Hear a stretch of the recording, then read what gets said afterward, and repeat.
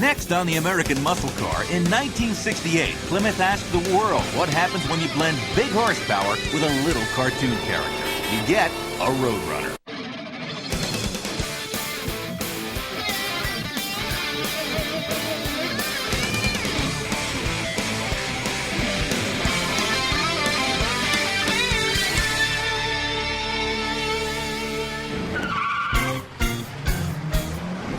It had been a wild 4 years since the first muscle car, this 1964 GTO, had appeared on the automotive scene.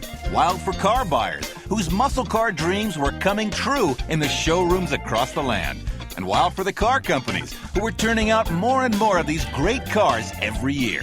But somewhere along the way, the original muscle car idea had gotten lost. Putting top-of-the-line engines in low-cost cars had created this phenomenon. But the car makers' scramble to load these cars up with style and comfort options had by now inflated some muscle cars' price tags to over $4,000. With muscle cars selling like hotcakes, nobody noticed that they were becoming a little fat and a little pricey. Well, as the muscle car market moved through the 60s, it picked up a pretty good price tag. The Mopars, you had the Belvedere GTX, you had the Coronet RT, and they were not cheap. And, there was a prestige factor going at work here, too. And Mopar was the first one to really identify the market for a low buck, no frills, maximum bang for the buck muscle car. This is the 1968 Plymouth Roadrunner, and it's one of the most important cars of the entire muscle era. The Roadrunner is important because it took the muscle car movement back to its roots. Plymouth's goal was to create a car that would run 100 miles per hour in the quarter-mile drags and sell it for under $3,000. For Mopar fans, it was a gift from muscle car heaven. It wasn't that Chrysler Corporation didn't already build fast cars. Far from it. Mopars were standout performers on every racetrack, from Daytona to Bonneville. In drag racing, the Max Wedge cars and the mighty 426 Hemis were nearly unbeatable. Chrysler's big engines and these lightweight bodies made beautiful race cars. But to the gang at the drive-in, it wasn't enough to be fast. You had to look fast, too. You take the 67 GTX, for example, tremendous car, fast car, beautifully executed. They couldn't sell it because it didn't have an image, okay? And marketing and packaging your muscle car, it had to have image. So in 1968, Plymouth gambled that the original muscle car premise was still valid and created a muscle car that followed this formula to the letter. They took their redesigned Satellite, stripped it of practically everything but 4 tires and a steering wheel, and put in a heated-up version of the old reliable 383 cubic inch power plant. Then they stuck a price tag on it that just about anybody could afford. Plymouth knew they had to build image into the car, so they came up with maybe the best marketing gimmick of the muscle era. They named the car after a little bird from a popular Saturday morning cartoon that scorches the asphalt as he blows the doors off the coyote. It was sheer genius. We'll see how Plymouth made this little bird roar like a tiger when the American muscle car returns.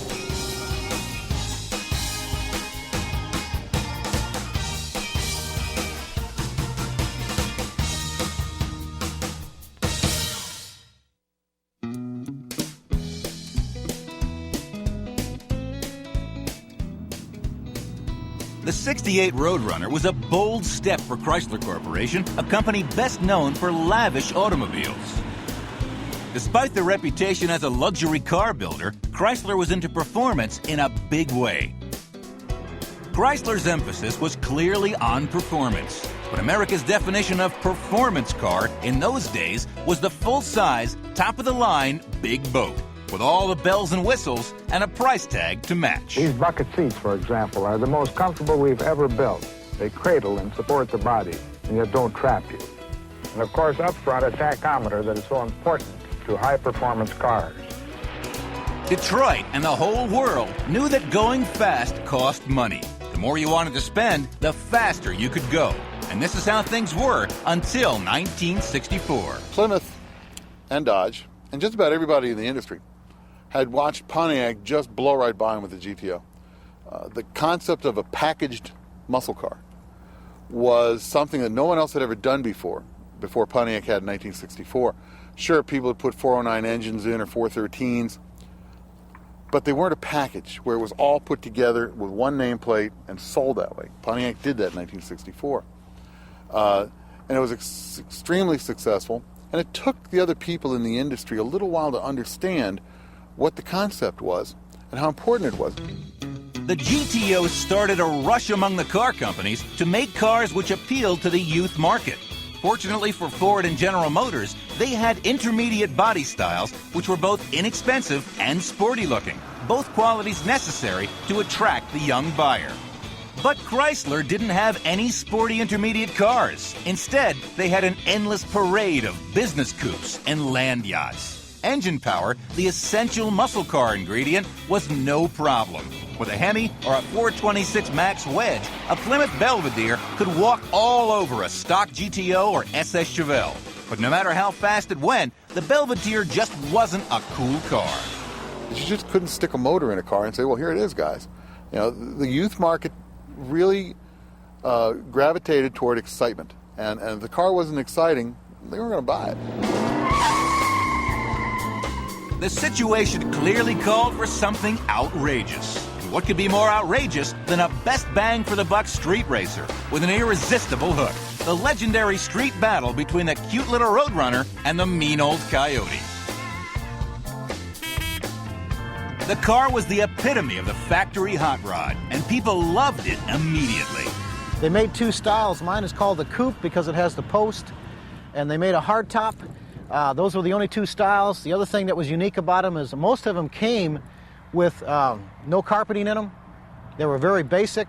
The 4-speed was not an option. The 4-speed was standard. And if you wanted an automatic, I've got the original window sticker on it. You paid $39 more for the automatic. That sounds crazy to say that, but it's true.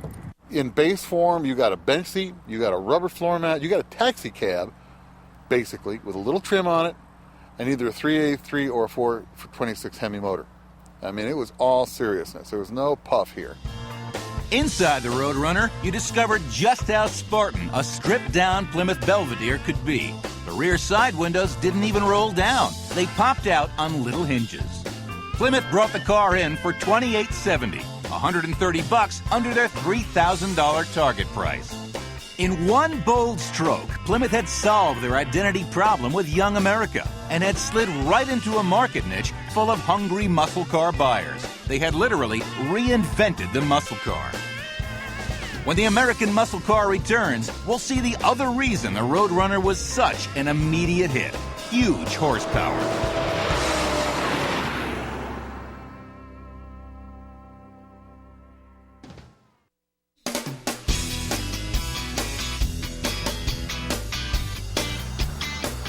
By the middle of the 1968 model year, there were thousands of Roadrunners beeping their way up and down America's cruising boulevards. Young people had taken to this car like they had taken to Saturday morning cartoons.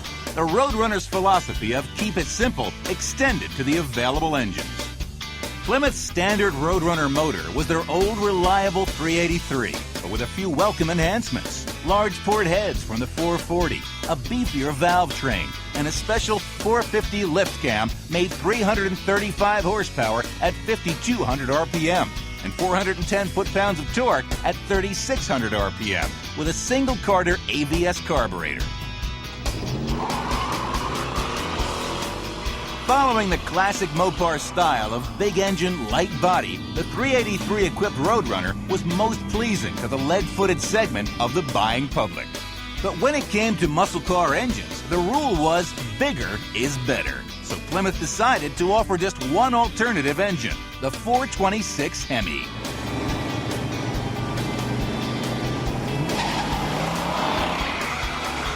There was no more revered engine in motorsports than the mighty Chrysler Hemi. It had propelled stockers, dragsters, sports cars, and even Indy-style race cars into the winner's circle since 1951.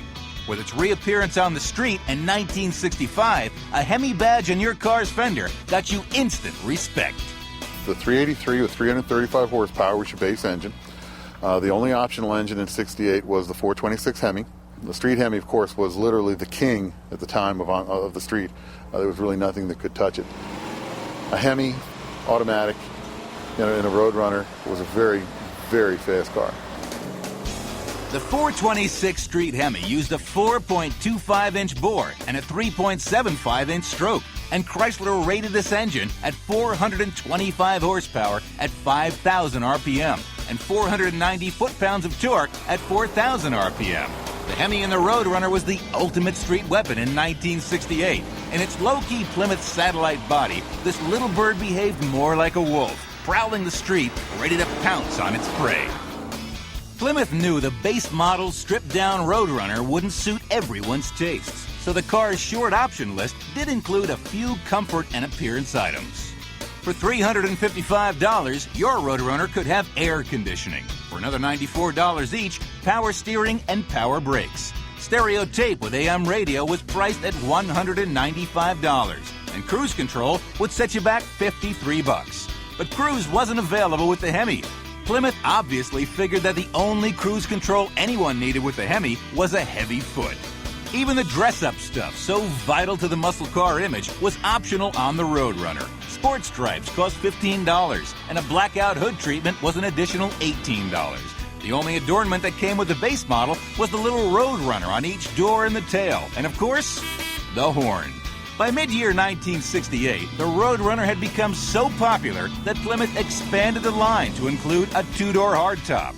Almost 45,000 Roadrunners sold that first year, a fantastic success for a simple sedan built around a little cartoon bird and a big engine. Plymouth went into 1969 with great momentum and a plan to make the Roadrunner more attractive and even faster. We'll tell you that story when we return on the American Muscle Car.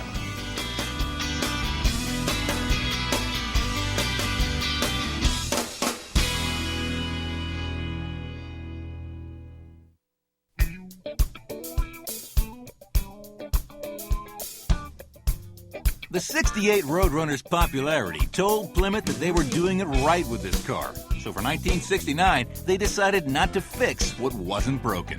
The '69 Roadrunner had even less shiny trim. The stainless steel tail panel on the '68 was deleted for '69, and the only other exterior change was a slight grille redesign. Along with the Roadrunner's success came an increased price tag for 1969. Base Roadrunner coupes now stickered for $29.45. The two-door hardtops sold for $30.83, and the all-new convertible came in at $33.13.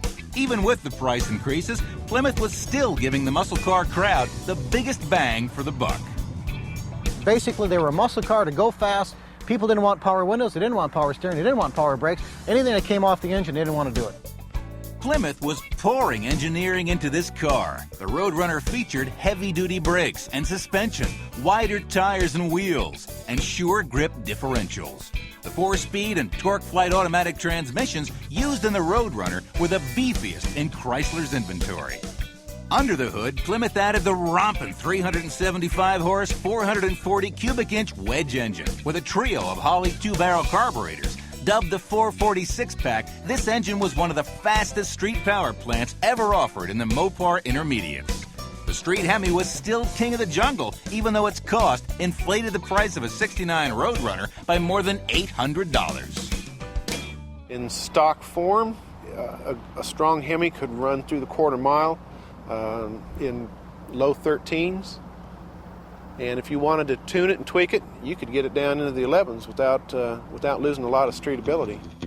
The Roadrunner opened the door for a parade of theme cars like Pontiac's Judge and Ford's Fairlane Cobra.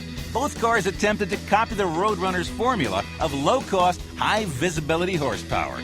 Ford left no question in anyone's mind as to who they were going after with the Fairlane. Beep, beep, beep, beep, beep, beep. The one place from which Plymouth didn't expect competition was their own corporation. Over in the next building, the Dodge boys were busy working on a low-buck, high-concept rocket ship of their own, based on the Coronet. They used the same mega-horsepower 440s and 426 Hemis, put bumblebee stripes around its tail, and called it Super Bee. This is a version of the Roadrunner. It's the Dodge version of the Roadrunner. I bought this car in 1984 from my father, who bought it originally in Beckley, West Virginia. The car, when we originally bought it, had 20,150 miles on it. I basically raced the car from 1984 on up to about 1995, strictly as a drag car.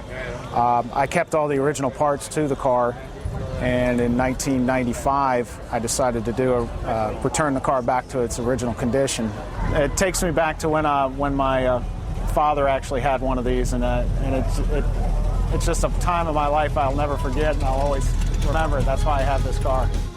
Super Bees were only offered in two-door coupes and hardtops, and base models had sticker prices under $3,000. To go with the big horsepower, Dodge included the rally suspension and bigger brakes, but unfortunately for Dodge, they just couldn't figure out a way for the horn to buzz.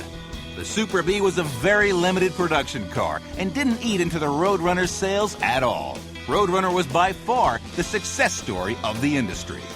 1970 was the peak of the muscle car years. More horsepower, more wild graphics and paint schemes, more of everything.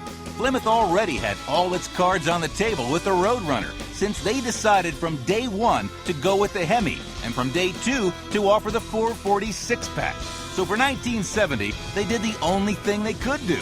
They made the car more beautiful. We'll be back with the fabulous 70 Roadrunner.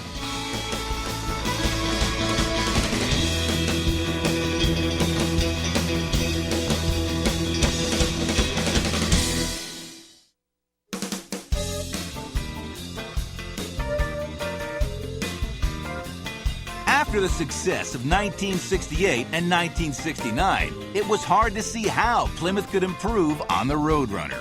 One look at the 1970 and you had your answer. A more sculptured shape graced the sides of the car, with stylish scoops forward of the rear wheel openings. The grille and tail panel underwent their first real upgrades. The redesigned grille was actually a more effective air intake to help cool the big Chrysler engines. The little bird still adorned the car from its sides and tail, and the car still went as it dusted off its competition. Added to the underhood lineup was a new engine for 1970, the 440 Commando with a single Carter AVS 4-barrel. This engine produced 350 tire-burning horsepower without all the maintenance of the six-pack carburation system. And at a lower price, the Commando 440 added $234 to the Roadrunner's bottom line, compared to the 440 six-pack's $250 and the hefty $841 upcharge for the Hemi. Plymouth also did something unheard of for 1970. They rolled back the Roadrunner's prices to just about 1968 levels. A base model two-door coupe stickered for $28.96. The hardtop cost $30.34, and the convertible sold for $32.89. And for that, Plymouth now threw in carpeting. It was an unbeatable deal. Thanks to the momentum from the Roadrunner, the Super Bee, and the whole lineup of the Mopar muscle machines, Chrysler was on an incredible roll. Their designers made the entire era memorable with all their wild colors and graphics. Colors like Plum Crazy, Go Mango, Sublime, Banana, Hemi Orange, and all the rest are symbols of the muscle car era at its height. But there is no more striking symbol of the muscle car than the Superbird. Watch the most exciting finish in history as Leroy Yarborough comes from behind to win it in the last 3/4 of a mile. Ford and Mercury had sneaked up on Chrysler in 1969 with their new super speedway cars, the Torino Talladega and the Cyclone Spoiler. These cars were made to run on the NASCAR high banks and were several miles an hour faster because of their aerodynamics. Plymouth had even lost their ace, Richard Petty, to Ford in 1969. Plymouth's solution was typical Mopar: go big or stay home. To qualify under NASCAR rules, Plymouth made 1,920 Superbirds, an average of one car for every 2 Plymouth dealerships in the U.S. With a price tag of over $4,300, they were well outside the Roadrunner's magic $3,000 target. But these cars had one purpose in life: to put Plymouth back in the winner's circle. And they succeeded. They lasted 1 year until Ford cried foul and NASCAR's rules forced them off the track. The years after 1970 were not kind to the muscle car, the Roadrunner in particular. Three things contributed to the death of the muscle car. The oil embargo, where OPEC shut off the spigots, the ever-tightening insurance industry regulations on muscle cars, and the emission standards that all cars had to meet. Like an old athlete, the 71 Roadrunner gained weight and lost a step or two. Its new base engine was now a lower compression 300 horse 383. To make up for the loss of power, Plymouth made the graphics larger and added more comfort options, but it wasn't the same car. Roadrunners existed in this new body style until 1974. The last standard power plant was the 318. The muscle car market itself had peaked by 1970, was on the decline, and the Roadrunner was one of the victims. In 1978, I believe, they tried to restore the name and hang it on a Volare as a trim package, which was not a good idea. And but the glory days for the Roadrunner were most certainly 1968 to 1971. It ended gradually. Each year, horsepower and compression ratio were down, performance was down, and I lived through that era. I was involved with the muscle cars of that era, and it wasn't something that we noticed taking place. It happened so gradually over about a 5 or 6 year period of time that all of a sudden one day we woke up and realized that muscle cars don't exist anymore, yet we had never seen it happen. The Roadrunner lives as maybe the single most memorable car of the muscle era. It hit while the horsepower war was at its very hottest, and it made the whole world stop and take notice. And even these days, when you hear a little and hear a blast of acceleration, you know it's a Roadrunner. Thanks for watching, and please remember, don't crush them, restore them.